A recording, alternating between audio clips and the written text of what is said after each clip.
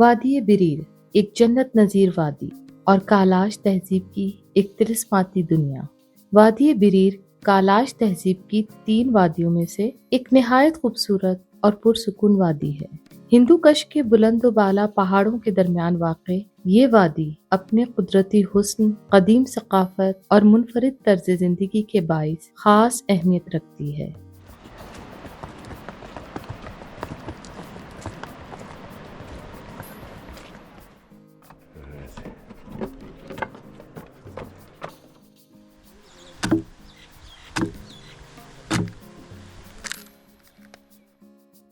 یہ صرف ایک وادی نہیں بلکہ فطرت، تاریخ اور ثقافت کا ایک حسین امتزاج ہے۔ یہاں کے پہاڑ، چشمے اور سرسبز مناظر ایک قدیم تہذیب کی کہانی سناتے ہیں۔ پمبوریٹ اور رمبور کے مقابلے میں بریر نسبتاً زیادہ خاموش اور الگ تھلگ وادی ہے۔ یہی سکون اور قدرتی حسن اسے ایک منفرد شناخت عطا کرتا ہے۔ وادی بریر چترال شہر سے تقریباً 40 سے 45 کلومیٹر کے فاصلے پر واقع ہے۔ سطح سمندر سے اس کی بلندی تقریباً 1700 سے 2000 میٹر ہے۔ مغرب میں افغانستان کے علاقے نورستان کے پہاڑی سلسلے، جنوب میں لواری پاس، ایک ناقابل عبور درہ جس کو تاریخ میں پہلی بار 1896 میں برطانوی افواج نے خچروں پر عبور کیا، اور شمال میں شندور پاس، ایک اور دشوار گزار درہ۔ اسی جغرافیائی تنہائی نے کالاش ثقافت کو صدیوں تک محفوظ رکھا۔ وادی بریر کے بیچوں بیچ ایک صاف شفاف دریا بہتا ہے، دریائے بریر، جو اس وادی کی زندگی کا بنیادی سہارا ہے۔ اسی کے پانی سے کھیت سیراب ہوتے ہیں، باغات ہرے بھرے رہتے ہیں اور روزمرہ زندگی چلتی ہے۔ وادی تک کا سفر بھی اپنے دلکش مناظر کی وجہ سے ایک خوشگوار اور یادگار تجربہ بن جاتا ہے۔ بریر کا موسم گرمیوں میں انتہائی خوشگوار رہتا ہے۔ بہار آتے ہی وادی رنگ برنگے پھولوں سے سج جاتی ہے اور پہاڑ ہرے بھرے سبزے کی چادر اوڑھ لیتے ہیں۔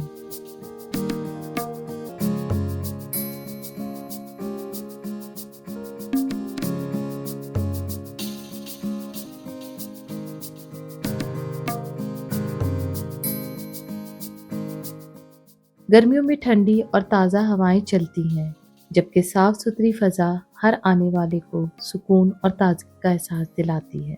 دیودار چلغوزے، اخروٹ اور شاہ بلوط کے سرسبز اور گھنے جنگلات وادی کے حسن کو چار چاند لگا دیتے ہیں۔ صبح کے وقت جب سورج کی پہلی کرنیں پہاڑوں کی چوٹیوں سے جھانکتی ہیں تو پوری وادی سنہری روشنی میں نہا کر ایک خوابناک منظر پیش کرنے لگتی ہے۔ گرمیوں کے موسم میں رنگ برنگے جنگلی پھول پوری وادی کو رنگوں اور خوشبوؤں سے مہکا دیتے ہیں۔ آبشاروں سے گرتے پانی کا شور،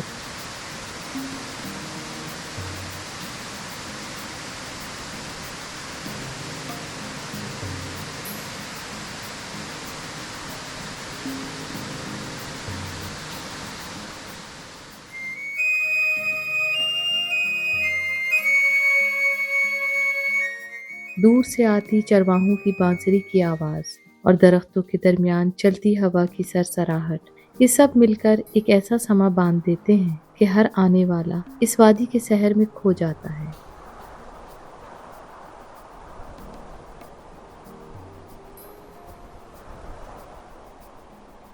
وادی بریر کی سرسبز میدان کیمپنگ کے شوقین افراد کے لیے ایک مثالی مقام ہے۔ یہاں کھلے آسمان کے نیچے رات گزارنا اور فطرت کے حسن کو قریب سے محسوس کرنا ایک منفرد تجربہ ہے۔ مقامی لوگوں کے مطابق اگر مناسب سہولیات اور رہنمائی فراہم کی جائے تو بریر ایک مقبول کیمپنگ سائٹ بن سکتا ہے، جس سے نہ صرف سیاحت کو فروغ ملے گا بلکہ مقامی آبادی بھی اس کے معاشی فوائد سے مستفید ہو سکے۔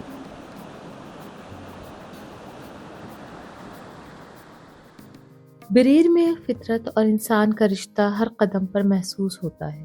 روایتی گھر، انگور کی بیلیں، اخروٹ کی باغات اور سرسبز چراگاہیں اس وادی کی خوبصورتی میں اضافہ کرتی ہیں۔ یہاں کے تہوار، گیت اور رسم و رواج بھی اسی ماحول سے جنم لیتے ہیں۔ اور اسی سرزمین کی منفرد ثقافت کو زندہ رکھتے ہیں۔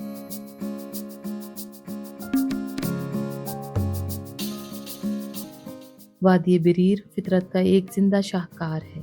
یہاں کے پہاڑ، جنگلات اور ندیاں صدیوں کی تاریخ اپنے اندر سموئے ہوئے ہیں۔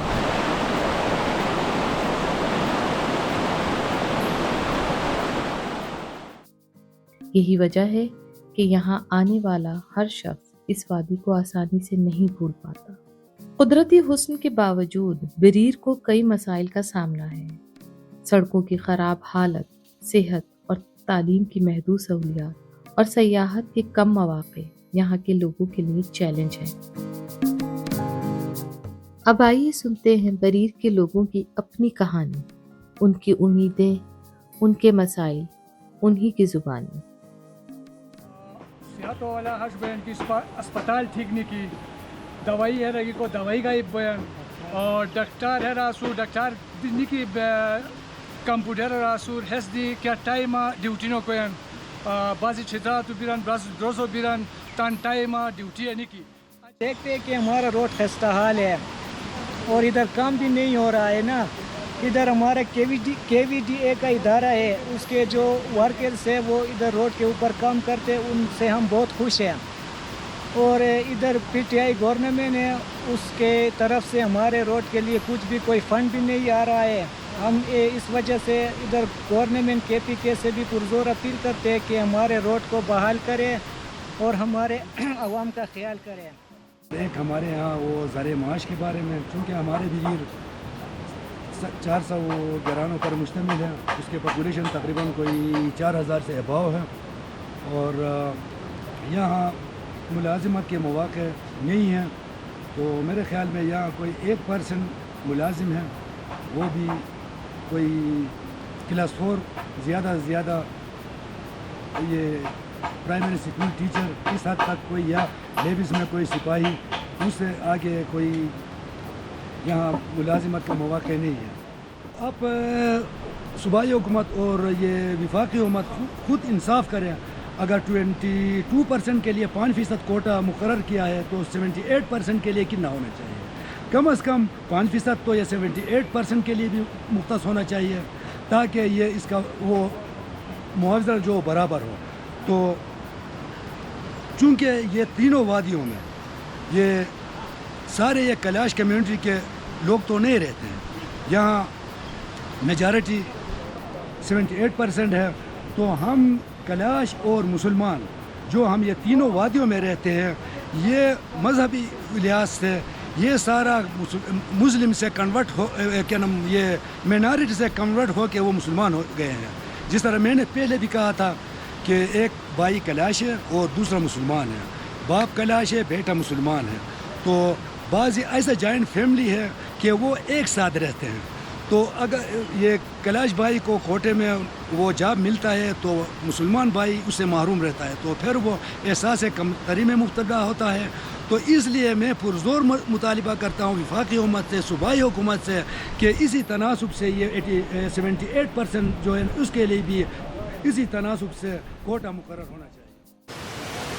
یہاں پہ جو جنگلات جو ہے وہ امپورٹنٹ مسئلہ ہے، اور اس علاقے کی خوبصورتی بھی جنگلات سے ہے، اور حکومت اس جنگلات کے حوالے سے، اسپیشل اس ویلیز کے جنگلات کے حوالے سے توجہ دینا چاہیے۔ اس میں ان کا کلوجر اور دیگر جو بنیادی جو سسٹم ہے جنگلات کو زیادہ کرنے کے حوالے سے، اس حوالے سے توجہ دینا چاہیے، کیونکہ یہاں کے سارے لوکل کمیونٹی جو ہیں وہ مال مویشی پالتے ہیں، اور یہ ہم جنگلوں میں لے جا کے چراتے ہیں۔ اگر اسی طرح یہاں کے جنگلات ختم ہو جائیں گے تو یہاں کے کلچر کو بھی خطرہ ہے، کیونکہ یہاں کے لوگ اپنے کلچر کے مطابق مکانات نہیں بنا سکتے، اور یہ جو جنگلات کا جو بوجھ پریشر ہے اس پہ، وہ حکومت کی طرف سے اس پہ جو بوجھ ہے وہ کم کرنا چاہیے۔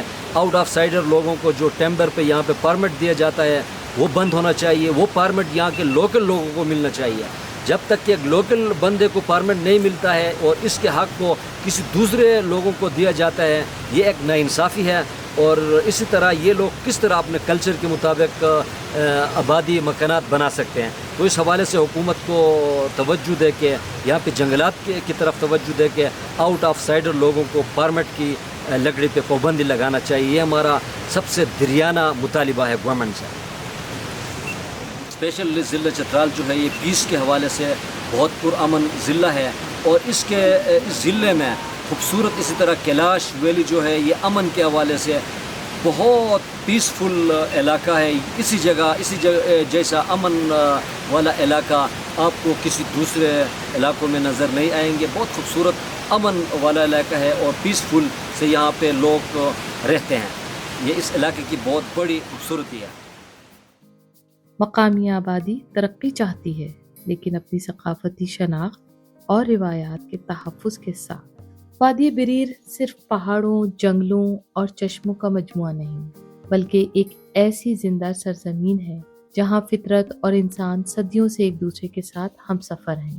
یہاں بہتے پانیوں کی لے، سرسبز وادیوں کی خاموشی اور کالاش ثقافت کی رنگینی مل کر ایک ایسی دنیا تخلیق کرتی ہے جو وقت کی رفتار سے بے نیاز محسوس ہوتی ہے.